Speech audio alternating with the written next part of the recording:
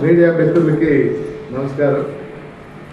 ఈరోజు శాసనసభలో డిఎస్సి గురించి వాయిదా తీర్మానం ఇవ్వడం జరిగింది.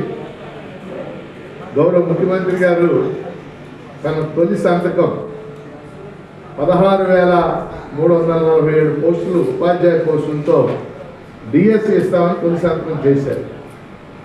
వాస్తవంగా విద్యాశాఖ వారు నవంబర్ 6న డిఎస్సి నోటిఫికేషన్ ఇస్తామని ప్రకటించారు, కానీ ఇంతవరకు రాలేదు. దీని ప్రధాన కారణం మనకు తెలుసు. ఎస్సీ వర్గీకరణ జరిగిన తర్వాతే డిఎస్సి నోటిఫికేషన్ ఇస్తామని ప్రస్తుతం అధికారులు చెప్తున్నారు. అయితే ఈరోజు మేము వాయిదా తీర్మానంలో చెప్పింది ఏంటంటే, ఎస్సీ వర్గీకరణ తర్వాతే డిఎస్సి నోటిఫికేషన్ ఇస్తామనేది వాళ్ళ రాజకీయ నిర్ణయం. కానీ డిఎస్సి పరీక్షకు సంబంధించి ఒక రోడ్ మ్యాప్ ప్రకటించండి. లక్షలాది మంది అభ్యర్థులు ఆందోళన చెందుతున్నారు.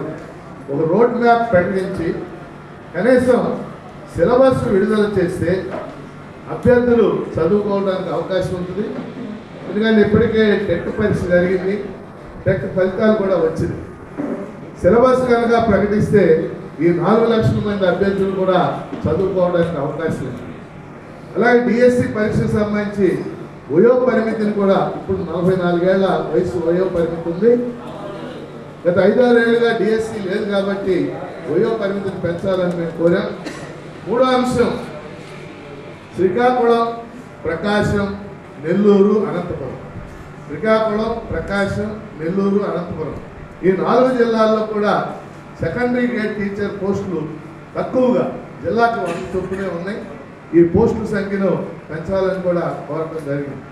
ప్రధానంగా ఏంటంటే డిఎస్సి పరీక్షకు సంబంధించి ఒక రోడ్ మ్యాప్ తయారు చేసి ఎప్పుడు నిర్వహిస్తాం, ఎప్పుడు ఈ వర్గీకరణ నివేదిక రావడానికి అవకాశం ఉంది, సిలబస్ ఎప్పుడు విడుదల చేస్తారు మొదలైన అంశాలని విద్యామంత్రి లోకేష్ గారి దృష్టికి తీసుకెళ్ళడం జరిగింది.